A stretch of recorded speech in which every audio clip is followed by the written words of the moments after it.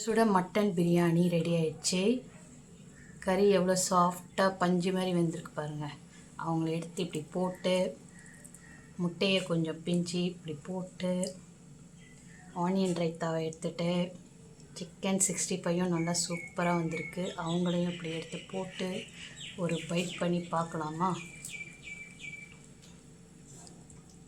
பூண்டு 50 கிராம் இஞ்சியை நம்ம நல்லா அரைச்சிக்கலாம்.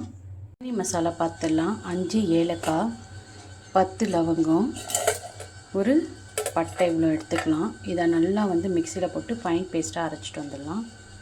1/2 கிலோ மட்டன் பிரியாணிக்கு 1/2 கிலோ கறியை எடுத்துகிட்டு நல்லா வாஷ் பண்ணிவிட்டு குக்கரில் போட்டாச்சு.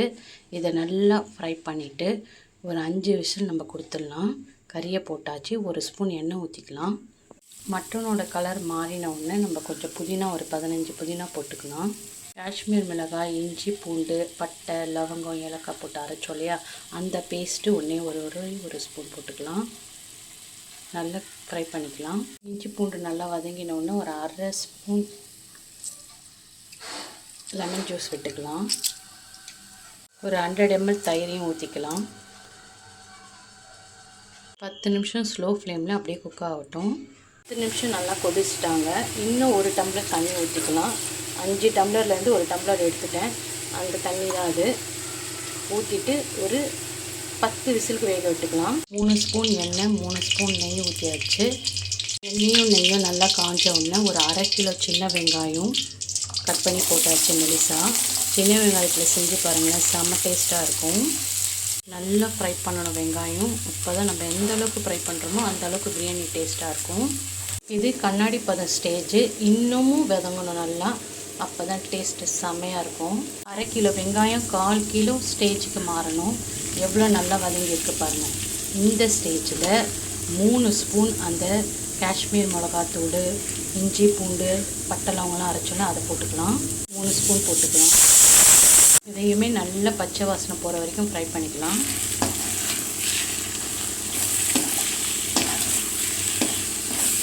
நல்ல ஒரு வாசனைப்பா.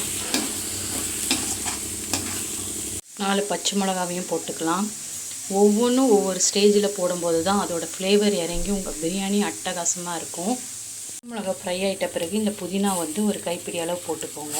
இந்த குளிர்காலத்தில் புதினா, இஞ்சி, பூண்டு, பட்டை, லவங்கம் இதெல்லாம் சேர்த்து நம்ம பிரியாணி சாப்பிட்றதுனால நம்ம சளி அடிச்சிட்டு போவாங்க. கிலோ வெங்காயம் போட்டோம் இல்லையா, இப்போ 1/2 கிலோ தக்காளியை போட்டு இதையுமே நல்லா ஃப்ரை பண்ணிக்கலாம். இந்த ஸ்டேஜில் உப்பு போட்டுக்கலாம்.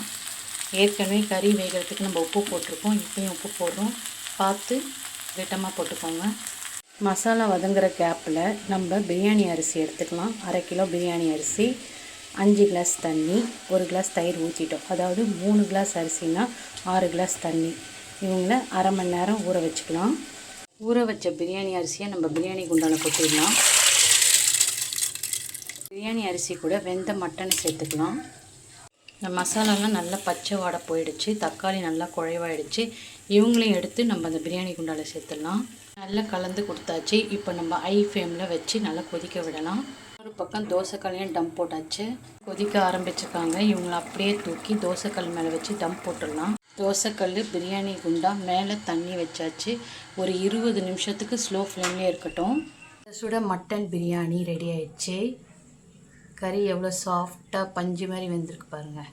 அவங்கள எடுத்து இப்படி போட்டு முட்டையை கொஞ்சம் பிஞ்சு இப்படி போட்டு ஆனியன் ரைத்தாவை எடுத்துகிட்டு சிக்கன் 65 நல்லா சூப்பராக வந்திருக்கு. அவங்களையும் இப்படி எடுத்து போட்டு ஒரு பைட் பண்ணி பார்க்கலாமா.